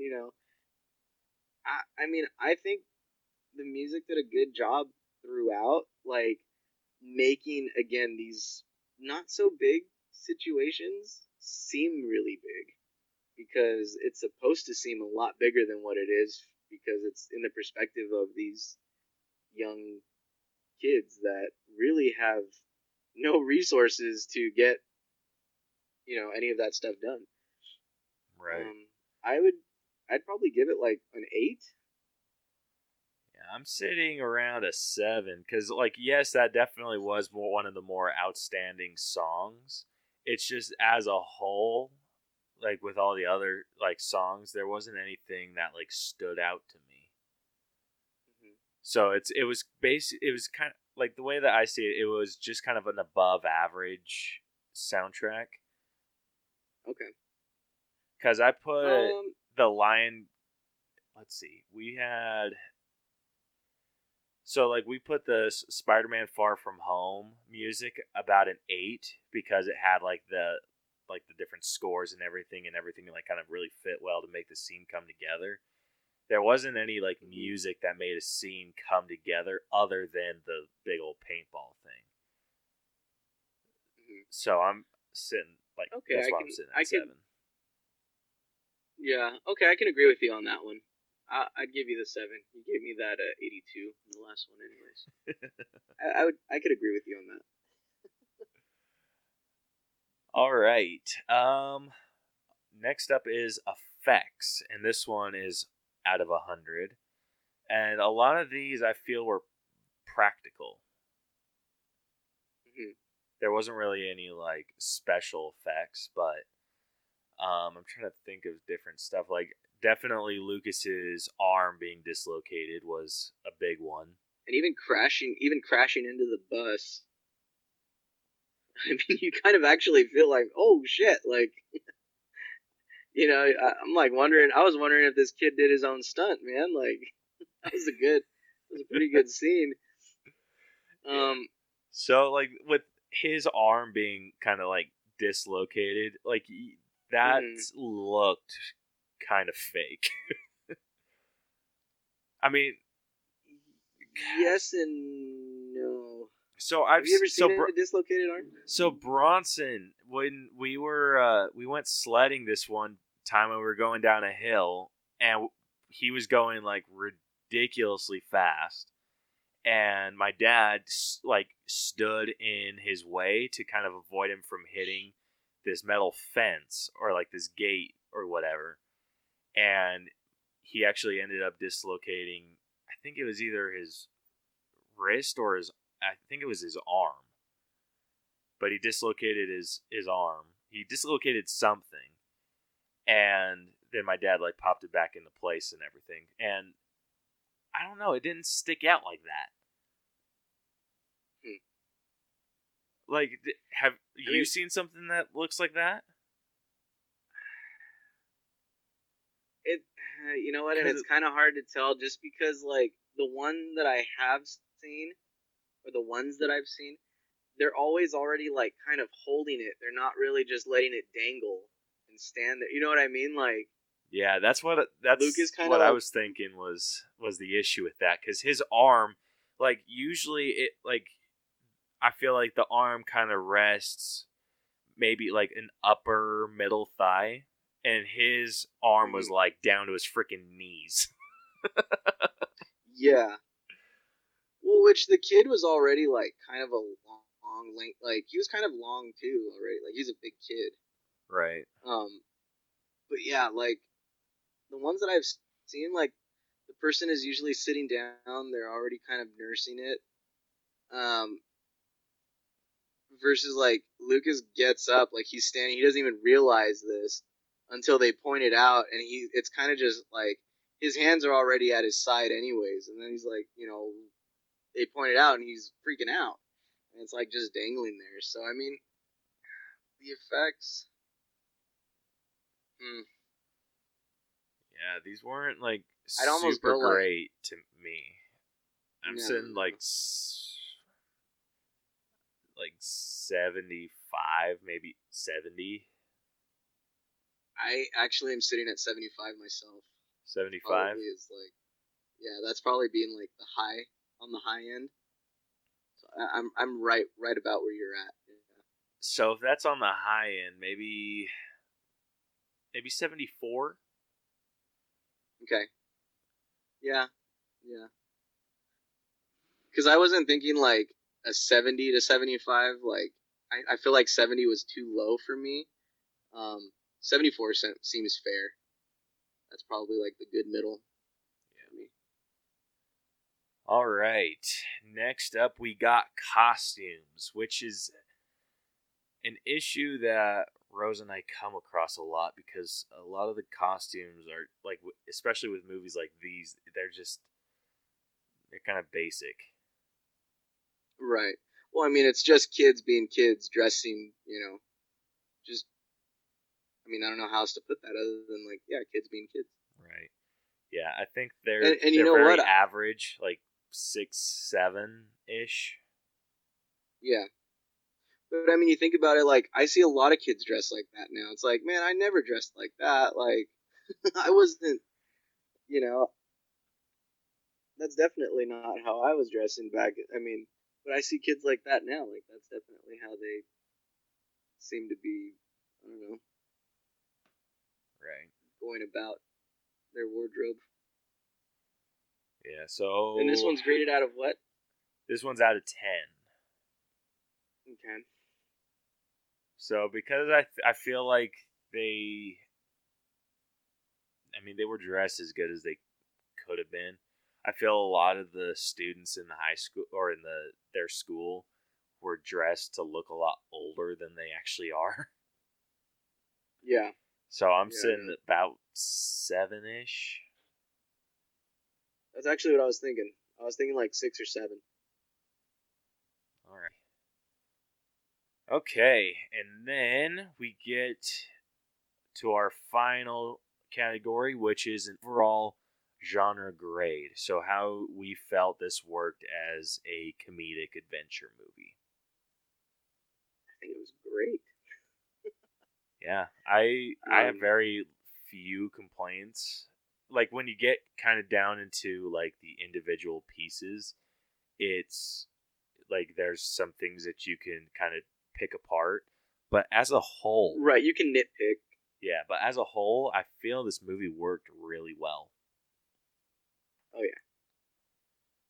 Yeah, and I'm. let's see. This is out of 100. Yeah. I'm sitting at like, probably like a 93. Ooh. I feel like that's a very specific number. I know, but And hear me out, because it sounds like you're disagreeing, like you're probably lower. The only reason why I'm thinking even that high is because if I'm going off of the genre, I thought it was very funny, personally, because they turned a lot of very real things funny for me. Like again, the whole I know it's like the one example I have off the top of my head, but the whole like what did you do thing, like to me that's like holy crap, that's so real. I've been there. I've been in Lucas's shoes, but it's so funny. Like I can look back at that stuff and laugh now, and they made it funny, and so um, I would. That's kind of why I'm sitting at that, and then the whole like it being a sub, um, what do we say, a subgenre like adventure. I mean, again, these are like sixth graders that they can't drive. Their phones are connected to their parents. All this stuff, like their resources are very limited. You know what I mean? Like extremely limited, and so is their knowledge. So it makes a I guess you could say adventure, if you will, that much bigger, seem that much bigger because of how, like, I don't know, just how intense it actually has to be for them at that age. Right. Yeah, I'm sitting more around like a 90, and Okay. I told Rose this, and I still haven't been able to pinpoint what it is. With this movie, I feel like there was just something missing. And I like I said, I can't quite put my finger on it. Let me throw this out there because this might be it. My best friend, Adam, who I saw this with, he was saying when we were sitting in there, it's towards the end of the movie, and I kind of hyped it up before we saw it because he wanted to see it, and I was like, yeah, dude, it's funny. I'd watch it again. It's really funny. I liked it, blah, blah. I really hyped it up. But then we're sitting in there, and towards the end, he's like, I don't really like this movie. I'm like, crap. And he's like, and at the end, he's like, no, like, the movie was funny. Don't get me wrong. Like, it was cool. It was just, so again, the writing was one thing. The other thing for him was the dialogue between the characters. Like, to him, he was like, dude, it was annoying. Like, when the kids were talking amongst the kids, it was annoying. But whenever they threw in an adult or even like those two teenage girls to give some kind of like drop back down to reality, he's like, that's when he enjoyed the movie more or enjoyed the dialogue more. And I got that. I was like, that makes sense. Because people like you, me, my buddy Adam, we are a long time out of that, phase of our lives. That for me, I can see how hearing a bunch of kids like complain about these things could get very annoying, especially from an adult perspective. It's like, dude, there's such a simple solution to this, which is what the adults or like even the high school kids, the high school girls kind of bring to the table. I don't know. Maybe that might be it.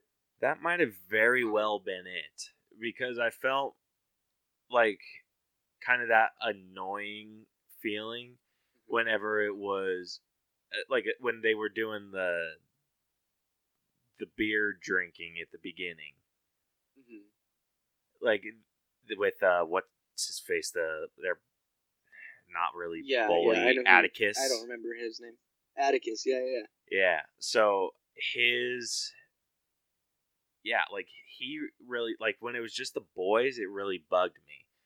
And like when it was like the girl, or what was her, Brixley's friend, Taylor, she really bugged me too. And I think it was a lot of the dialogue with that. Mm-hmm. So that very well may have been it. So yeah, so for that reason, I'm sitting at a 90. Because overall, as 90... a comedy and as an adventure, it worked really well. Yeah. It was just those 90... things that brought it down 91? For me. How about a 91? We'll meet in the. That's kind of the middle-ish. Okay, I can give you 91. All right, and that concludes this breakdown. So it brings our final grade to. Oh shit, Rose isn't here to do the drum roll. I guess I'll do it. Oh shoot! Hold on. I don't know if you can hear that, but All right, a B minus, which it's yeah, sitting I at actually, an 80.25%. I'm actually okay with that. Surprisingly, Yeah, I am too. I'm trying to let's like see what it's not other B minus movies we have. like for me. That's not a grade where it's like I'm gonna fight you on that. No, it's like no, that's a deserving grade. That's a well-deserved grade. Yeah, I found that with this system, especially if you when we break it down with like the individual parts and then give it like the genre, everything, it kind of evens out. Like really good movies, and then like how things work out with like as they're filmed, it kind of like bumps it up or lowers it just to like a really nice medium. So a B minus is. So it's just like a couple points higher than Aladdin, the new one. Okay. Let's see. It is a couple points lower than Toy Story 4. A couple points lower than Child's Play. And then a couple points below Shazam. And then like a lot of the other like grades that we have are ones that we haven't like done our new grading system on yet. Okay. So let's see what another B minus movie is. Age of Ultron. We have as a Okay. B minus. So I'm kind of happy where it's sitting. Yeah, like I said, I'm actually like I'm content with that. Like I said, I feel like that's a well-deserved grade. Well, sweet. So, like I said, that concludes this week's breakdown. So I don't know what we are going to do next week because Rose is in the process of moving and everything. We'll figure that stuff out and get back to everyone. But if you like this episode and want to hear more of our stuff, we are on iTunes, Google Play, Stitcher, iHeartRadio, Radio Public, and Spotify. You can also check out all of our content on YouTube. New videos should be headed your way soon. We're also on Facebook at facebook.com/theallbros. Our Twitter handle is @theallbros, and our Instagram handle is also @theallbros. You can email us at the allbroschannel at gmail.com or go on our website, tinyurl.com/theallbros. If you have a movie you want us to break down, if you have a showdown idea, or want to give us a topic to do a Dreamcast on, let us know. Hit us up. And Victor, where can everyone find you? You can catch us on Crash and Taz Movie Cellar. We are on platforms such as Anchor, Spotify, Stitcher, Breaker, Google Podcasts, all those good podcast listening platforms. We are also on Instagram. It's Crash, the letter N, Taz Movie Cellar. There's underscores in between each word. It's Crash and Taz Movie Cellar. And then we are also on Twitter, Crash and Taz Movie Cellar. Yeah, we can, same thing, we can be messaged for suggestions and, some constructive criticism, which we do enjoy. And yeah, that's pretty much us on there. So Yeah, I listened to your episode today, which is when we're recording, which is Thursday. And if you and Taz go on a road trip to Blockbuster in Oregon, me and Rose are tagging along. Hey, you know what? Seriously, actually, that would be really cool. We're actually pretty serious about that. I'm just not sure how we are going to plan on, like, how we're gonna do that. That'd be really cool. I mean, it, like we said on there. I mean, if you listen to the episode, I mentioned on there, like, it really is the last of its kind. It is the last of its breed, really. I don't know of any other video stores. I know of one, actually. There is one over here in California. You can actually go in and rent movies. I don't know how the hell it stays in business, but I mean, yeah, it's the last of its kind. That is one that I would like to get a picture in front of that.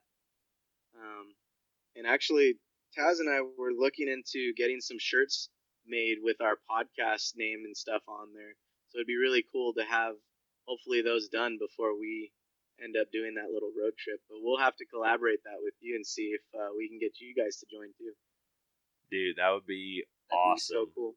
Like if we could just meet up somewhere and just like make a road trip video. Oh yeah, dude. And you obviously heard that you know, we want to kind of like, because I do have like some lapel mics that we use a lot, and I would actually love to record even a small segment there at the Blockbuster. I think that'd be so cool. Dude, that would be awesome. Like majority of the memories that I have with Rose on the weekends, like sometimes like even in the middle of the week, we would just ride our bikes down to Blockbuster and just kind of like walk around, see what was there and everything. And when they closed down, it was freaking heartbreaking. And I'm trying to think. Tell me if I'm wrong. It's right. The Blockbuster was right there on, like on Main, like by Main, where it almost like you get onto like, I think, oh crap, what street is that now? Right there in American Fork. It's right across like from where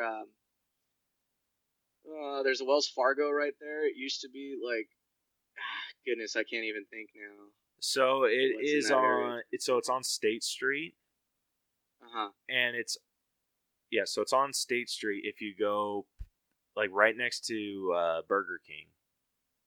Yes, exactly. And it's like on a triangle thing where like you can kind of start to merge in there, right? Yeah. It was on a really weird supermarket. Yeah. Weird street. Yeah, that's yeah. That's what I was thinking of. Yeah, Rose and I almost got ran over repeatedly. Nice. But yeah, that would be freaking awesome to do. Too, Blockbusters. I'd love to interview somebody that works there and probably buy something from there. Like, there's a lot I would like to do with that. But, oh hell yeah! I hear what they do to stay open is that they have a lot of like live music shows and just a lot of other events to keep themselves open and pay their rent. I'd imagine they'd have to. I'd imagine that they would have to. We're in a world where streaming is the main source, basically, of entertainment, home entertainment. You know, the thought of having to go and actually get a movie is preposterous to people now. It's like, why am I going to do that when I can just, you know, with my remote, you know, stream this thing onto my television and buy it right here? You know what I mean? Like, it's crazy, but yeah, to me, it's just nostalgic. It's yeah. Dude, depending where it is in Oregon, because I'm not like I think it's pretty like in the northern Oregon, isn't it? I'd have to double check. Yeah, but depending on where it is, we could make like a double trip out of it and go to the Funko headquarters in Washington. Oh, dude. I don't need to drain my wallet on this trip. But yeah, that'd be freaking awesome. So yeah, we'll have to coordinate something because that'd be freaking sweet. Heck yeah, man. Let's do it. Well, cool. Well, this concludes this episode, and we will catch you guys next week. So, deuces. See you later. I just wanted to try it, you know. Was that Herbert? That was my attempt to, like, you know, keep Rose's memory on this episode kind of thing. So. Well, hell, dude, he's not dead. Yeah, but he's not here either, so, you know, I'm just trying to keep him on here. Well, you're not wrong.